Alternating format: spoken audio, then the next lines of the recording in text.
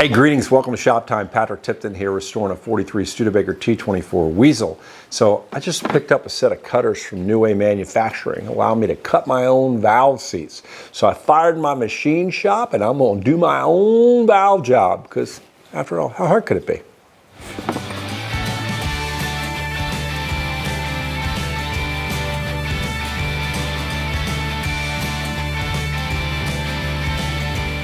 So there are a number of components involved in any individual valve, whether that's an exhaust valve or an intake valve. And we're going to be concerned with about three of those right now: the valve seat, the valve, and the valve guide. So the valve seat is generally part of the engine block. In most older engines, valve seats are cut directly into the cast iron itself. In new engines, we often find that manufacturers have pressed hardened steel or even more exotic materials into the block itself, and it promises longer life for the valve seats. Valve seats are the mating surface where the valve itself meets the block. If both the valve and the valve seat are in good condition, they form an airtight seal, allowing the engine to develop rated compression and horsepower. When either the valve or the valve seat gets irregular, the seal just won't work as well, and the engine will not perform at rated specifications. And at that point, we're going to have to do something, whether that be lap the valves using valve lapping compound or improve the mating surface doing something more aggressive like using a carbide cutter like these New Ways to reform the surface and ensure a good seal. So one other part of the system that we want to think about when we're thinking about this kind of work is the valve guide. Because the manufacturers of engines understand that all of that opening and closing of valves will eventually cause wear on both the valves themselves and whatever they're riding in, most engines include valve guides. And valve guides are what they sound like: a hardened, generally steel tube that's been precision drilled and reamed to accept the valve stem with a really tight tolerance like half a thou, and then pressed into the engine block. They're removable and replaceable, of course. The valves ride in this guide, which also serves to keep the valves centered in the valve seat and ensure a good, tight seal. Over time, valve guides can wear, and the resulting sloppiness means that the seal isn't complete, and the engine begins to lose compression, and we get other undesirable types of effects. So you're watching the process of using a carbide cutter like these New Ways, which you begin by placing the pilot shaft into the valve guide, and that's what's sticking up right now. That shaft is tapered, so you put it in place and then twist it until it's nice and snug. Then you put the cutter on top and use that handle, and smoothly and gently you will start rotating, and eventually you'll cut away enough of the metal that you have a nice and bright shiny surface. And at that point, you want to go ahead and grab some lapping compound. Again, clean up all the metal shavings. Get your lapping compound, put it on your valves, and go ahead and lap the valve in a little bit. And what's going to happen when you do that is you're going to end up with dull gray on both the engine block on the valve seat side as well as the valve itself. And you'd be pretty sure at that point that you've got a pretty nice and fair mating surface on both sides. To double check it, you'll see a couple of times here that I'll put machinist blue or Dykem on both surfaces, clean them off first, and then put the Dykem in there. And that's what I'm doing here. Let the Dykem dry, put a little bit of valve grinding compound on them, and then spin the valves. And what that does is wears away the machinist blue and gives you a witness mark, if you will, to show you where the valve is hitting the valve seats themselves. And in this case, you end up with a nice circular. They look great on both sides. The other thing that you're looking for is the width of the valve seat itself, because there are specifications, in this case 3/32. And a couple of times throughout the course of doing all these valves, there were some places where it wasn't completely even, so I had to lap a little bit more until I got all the Dykem to go away. And then when I put it back down and did it again, they came out great from the get-go. So is this a perfect valve job? No, some of the valve guides are a little looser than they should be. Some of these valves are a little on the edge themselves, but I think for purposes of this, where I'm trying not to spend several $1,000s rebuilding this motor, and I need it to run well, but it doesn't have to run perfectly. Again, this isn't a drag car. I think it's going to be great. We'll find out more in an upcoming episode when we actually do a compression test, and we won't be able to totally tell if it's the valve job because I didn't replace the rings, but we're going to get a pretty good sense of how well all this worked out.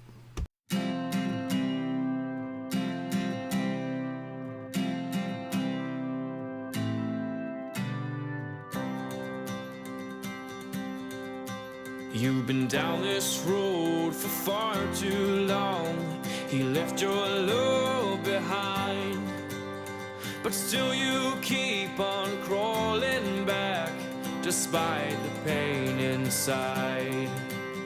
'Cause all that I want is for you to be happy.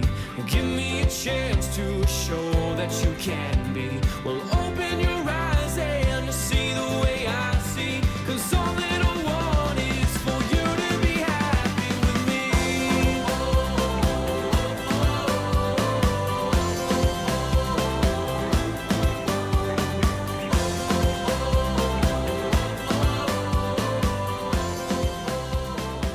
So this isn't a how to really use these valve cutters, but I did want to cover one other item, which is there's a lot of flexibility in doing this, just like a machine shop has when they do it. And that, what I'm using right now, is a very steep 75-degree angle cutter that allows me to narrow the width of the valve seat itself. And 75 degrees is arbitrary, but it also happens to be the number that Studebaker recommends when you're narrowing those valve seats. So there's a lot more to learn if you do it, but I guess the moral of this particular video is if you're interested, I would strongly encourage that you get a set of these. Anybody can learn how to do it, and there's lots of other videos, plus the instructions that come with the New Wave kit are actually quite good, and I think you'll get good results, and it gives you a lot of flexibility if you're looking to do something a little cheaper than go to the machine shop and have them do a complete valve job.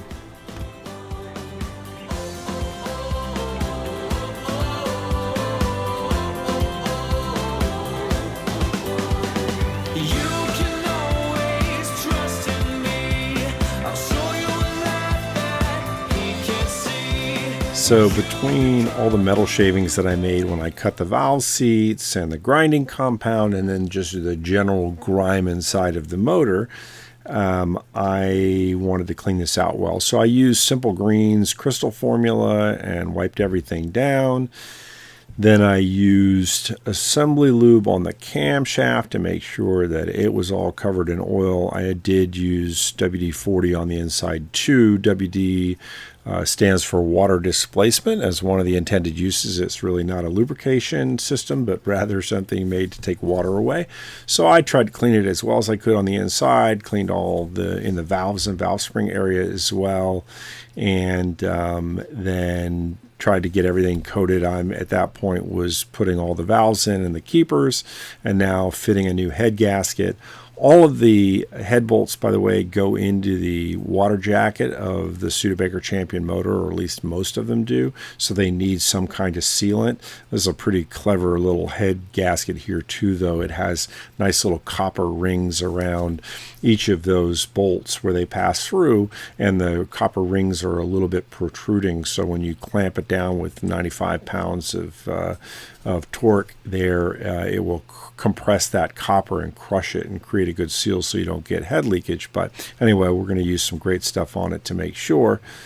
But I did not want to finish torquing down. It was getting late last night, so I just put 4 studs in there, or bolts, and snugged them up so the head won't fall off. And I'm missing a couple of pal nuts on the bottom. They were just gone. In fact, this motor didn't have any pal nuts on the connecting rod bolts. So I've got waiting to get some. A friend of mine has a set of them. These are weird. They're 11/32, which are kind of not available. So he's got some from an old kit. So we'll put those in and get that snugged up, and then I can finish buttoning up the bottom, and we can put this engine on a test stand and run her.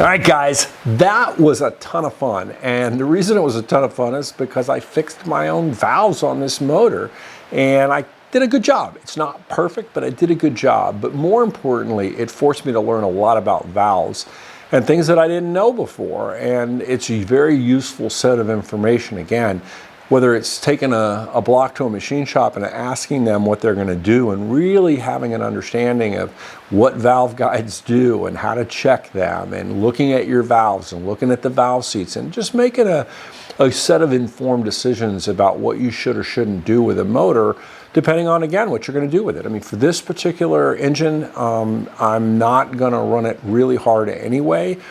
And so what I did is going to be great. I suspect I'm going to have solid compression in this motor. And if I don't, it's going to be not because of the valves, but because of the rings. And I can always pull the pistons back out and put new rings in it. And again, do a kind of an inexpensive overhaul. I'll have a couple $100 in the whole thing, maybe $500 if I put new rings in it, with the cutters, which obviously you kind of can't expense that against the motor rebuild since I can use them again. But anyway, cool stuff, and I got those panels a little cleaner for this T24. So I'm going to keep grinding on the hull. Got a little bit more welding and grinding. I'm going to do a little bit of that today and keep pushing toward getting this bad boy in paint and doing the fun stuff, which is putting mechanicals back together again and working through tracks and the rest of it. So anyway, as always, appreciate you guys tuning in. You keep your corner square. I'll see you again on Weasel Wednesday. Patrick Tipton, I'm signing off. Thanks.